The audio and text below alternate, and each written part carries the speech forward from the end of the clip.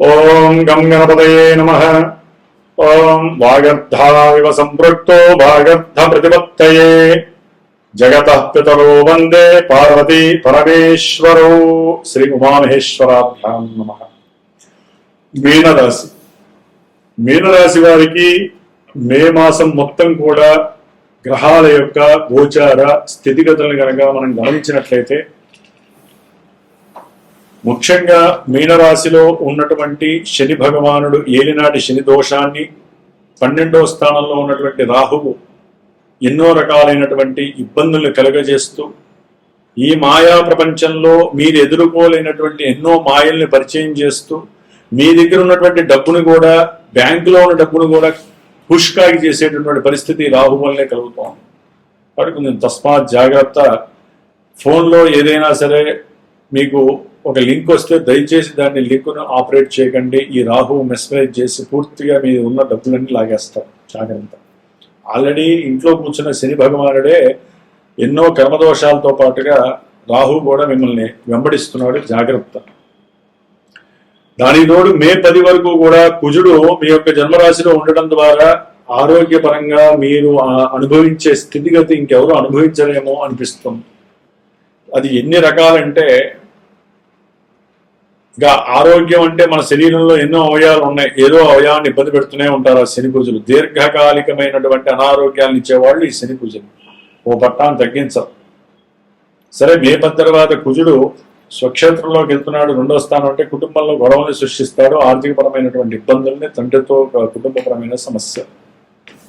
అయితే ఏంటంటే, కాస్త స్వార్జితంగా మీరు కొంత కోరికలు నెరవేర్చుకునేటటువంటి ధనాన్ని కష్టపడి సంపాదించుకుంటారు. జాగ్రత్త పడతారు. మంచి ప్రణాళికలు, కాస్త ఆవేశం ఉంటుంది, తగ్గించుకోండి. ఆలోచనలు పెంచుకోండి.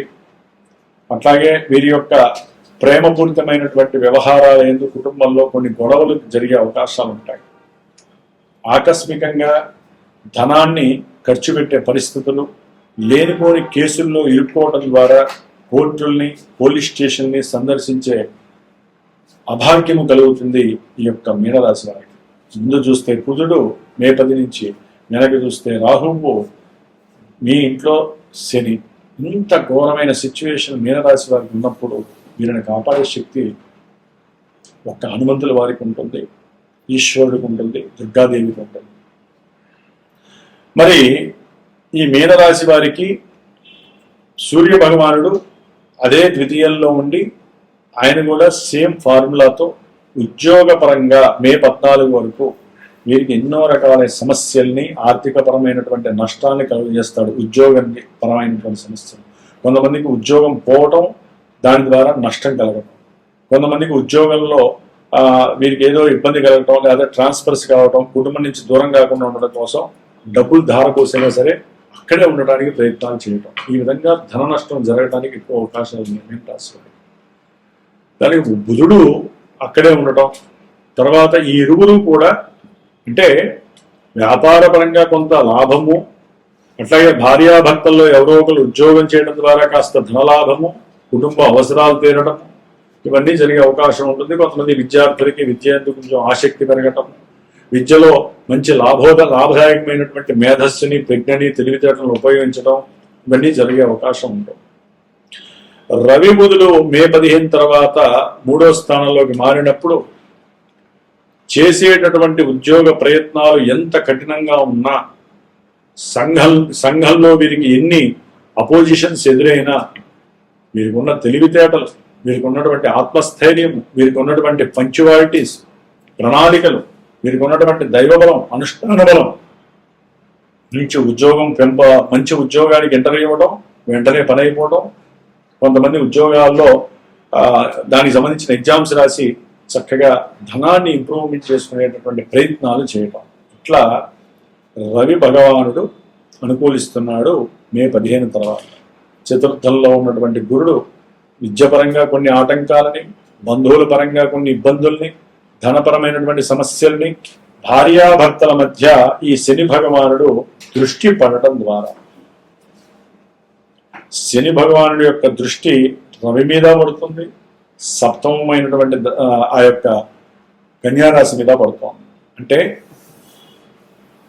వివాహం కొంతమందికి అవుతుంది, దాని పరమైనటువంటి ఎడబాట్లు జరుగుతాయి, కోర్టు సమస్యలు జరుగుతాయి, దాని గురించి చర్చలు జరుగుతూ ఫెయిల్ అవుతాయి. దానికి తండ్రి మూల కారణం కావచ్చు, కుటుంబంలో ఎవరో ఒకరు తండ్రి బంధువులు మూల కారణం కావచ్చు. ముఖ్యంగా బంధువులు ఇంటర్ఫీర్ వలన అసలు వివాహ వ్యవస్థలో వివాహం చేసుకొని విడిపోయి కలవని వాళ్ళు కోకొల్లగా ఉన్నారు.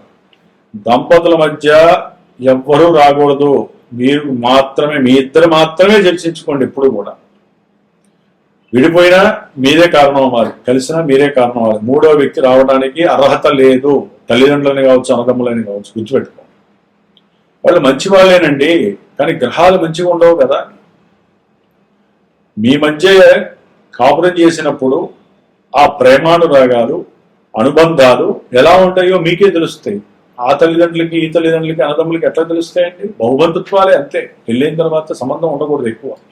సంబంధం ఉంటే కుటుంబాలు చీలిపోయి లాయర్లు బాగుపడుతున్నారు, న్యాయస్థానాలు బాగుపడుతున్నాయి, ఆర్థిక వ్యవస్థ నాశనం అయిపోయి దంపతుల మధ్య అసలు సరైనటువంటి శారీరక రిలేషన్స్ లేక ఒకవేళ పిల్లలు పుడితే ఆ పిల్లల మీద ఎఫెక్షన్ పడి వీళ్ళు ఉద్యోగాలు చేస్తున్నారు, ఆడవాళ్ళు మగవాళ్ళు. ఆ డబ్బు ఎందుకు పనికి వస్తుందో తెలియదు, ఆ డబ్బులు ఎవరికి పెడుతున్నారో తెలియదు.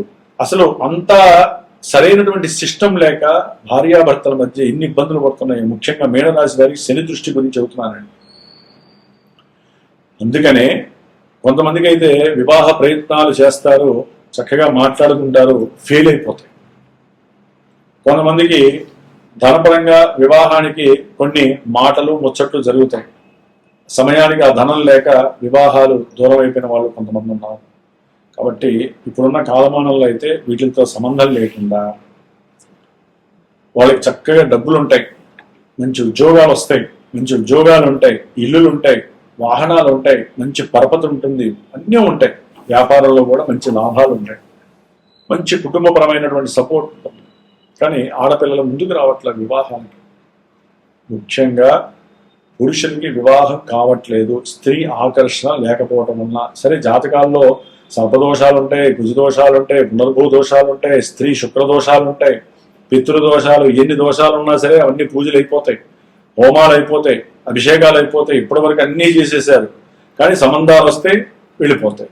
సంబంధాలు పెళ్లి చేసుకుంటారు, విడిపోతున్నారు. ఇంకో పెళ్లి చేసుకున్నామంటే అసలు ఒక పెళ్లిగాకే అల్లాడుతుంటే రెండో పెళ్లికి మళ్ళీ ప్రయత్నంగా ఉంటారు.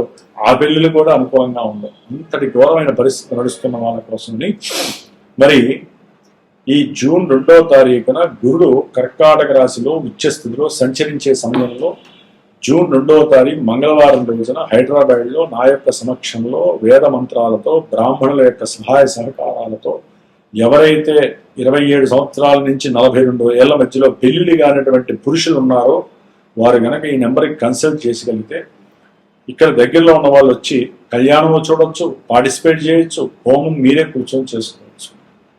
దూరంగా ఉన్న వాళ్ళకైతే నేను చేసి పెడతాను, వాళ్ళ యొక్క సంకల్పం చెప్పి. ఈ యొక్క కన్యా పాశుపత రుద్రహోమము ఎంత విశేషమైనదంటే రేపు పెళ్లి లేని తర్వాత మీరు నాకు చెప్పాలి.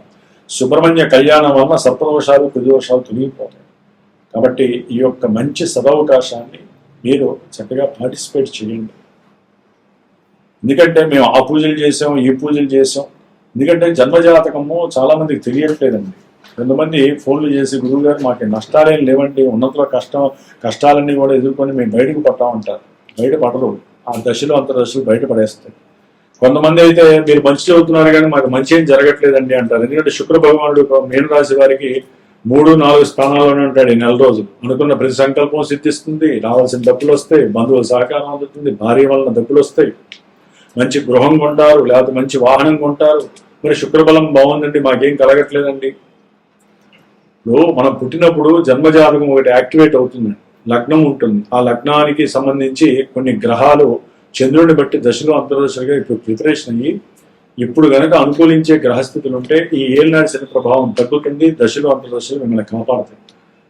అదే మరి ఇందాక గృహము, వాహనం ఉన్నారు, మంచి విద్య అన్నారు కదా అంటే దశలు అంతర్దశలు గనక ప్రతికూలంగా ఉన్నట్లయితే గనక లేనిపోని వ్యవస్థలు, అవస్థలు మిమ్మల్ని చుట్టుపెట్టే అవకాశం ఉంటుంది. కాబట్టి సరైన గురువుని మీరు కన్సల్ట్ అవ్వటం. మీ జ్యోతిష్యం చాలా మందికి జన్మ రాశి, జన్మ నక్షత్రం తెలిస్తే చాలు, పెళ్లిళ్ళు అయిపోవాలి, మాకు సంతానం కలగాలి. ఎందుకు అవుతాయండి? ఎంతో లక్షల మంది, కోట్ల మంది ఉంటారు. కాబట్టి జన్మ జాతకాన్ని గురువు ద్వారా చక్కగా మీకు ఏం దశలు నడుస్తున్నాయి, అంతర్దశలు నడుస్తున్నాయి, ఏ లగ్నం మీద అసలు తెలుసుకొని ఎప్పుడు వివాహం అవుతుంది, ఎప్పుడు వ్యాపారం ప్రారంభం చేసుకోవచ్చు, వ్యాపారంలో అసలు ఎందుకు నష్టం అవుతుంది, దానికి తగ్గ పరిష్కారాలన్నీ తెలుసుకొని ఆ పరిష్కారాలని ఆచరిస్తేనే జ్యోతిష్యం విన్నటువంటి ఫలితం మీకు కలుగుతుంది. కాబట్టి మీరు చక్కగా ఈ యొక్క మీనరాశి వారు హనుమత్ జయంతి మే 12 వస్తుంది, హనుమంతుడి పూజలు చేసుకోండి. హోమం కావాలి పీఠం తరపున ఈ 12వ తారీఖున ప్రత్యేకించి 70 రోజుల పూజలో చివరి రోజు మే 12న నేను హనుమంతుడి హోమము, మృత్యుంజయ హోమము చేస్తుంటాను. అట్లాగే ఇంకో శుభవార్త ఏంటంటే ఈ మీనరాశి వారికి శనిగ్రహ దోష ప్రభావం పోవటానికి మే 16వ తేదీన మంగళవారము అమావాస్య శనివారము మరి విశేషంగా ఈ యొక్క శని యొక్క పుట్టినరోజు శని జయంతి జరుగుతుంది. ఈ రోజున గనక అమావాస్య శనివారం ఎవరైతే శని యొక్క పూజలు కానీ అభిషేకాలు కానీ దానాదులు చేస్తే శని దోషాలు అటు నిర్మాయం అయిపోతాయి. ప్రత్యేకించి కొంతమంది కోసం అడిగారని చెప్పి శని జయంతి రోజున మరి ప్రతి అమావాస్యకి నేను ఏదో ఒక పాశుపత హోమం చేస్తాను. ఈసారి ఈ హోమము శనీశ్వరుడు యొక్క మూలమంత్రంతో వేదమంత్రంతో పాశుపత రుద్రహోమం చేస్తూ మృత్యుంజయ హోమము, నవగ్రహ నక్షత్ర హోమము, ప్రత్యేకించి అమావాస్య తిథి రోజులు పుట్టిన వాళ్ళకి అమావాస్య హోమం కూడా ఆచరిస్తున్నాను. కాబట్టి ఎవరైనా సరే ఈ హోమాదుల్లో పాల్గొనాలంటే ఈ నెంబర్కి ఫోన్ చేయండి, దానికి తగ్గట్టుగా చక్కగా మీరు కూడా పార్టిసిపేట్ చేయండి. ఆ యొక్క హోమం యొక్క రక్షణ కనుక మీరు పెట్టుకున్నట్లయితే చాలా విశేషమైన ఫలితం వస్తుంది. ముఖ్యంగా వివాహ యోగ్యత కోసం అయితే కనుక ఆ హోమ వస్పాన్ని 45 రోజులు పెట్టుకొని నేను ఇచ్చే కన్యా పాశుపత మంత్రాన్ని కనుక మీరు జపించినట్లయితే చక్కగా వివాహ యోగ్యం కలుగుతుంది, అనుకూలమైనటువంటి పరిస్థితులు కలుగుతాయి. కాబట్టి ఈ యొక్క మాసంలో మీకు ప్రతికూలతలు ఎక్కువగా ఉండే సందర్భము ఎక్కువగా ఉన్నాయి. కాబట్టి సాధ్యం వరకు హనుమాన్ జయంతి రోజున హనుమాన్ చాలీసా ఈ మీనరాశి వారు 108 సార్లు కూర్చొని చెయ్యండి, మీరు అనుకున్న పనులన్నీ జరిగే అవకాశాలు ఉన్నాయి. జై హనుమాన్, జై శ్రీరామ్.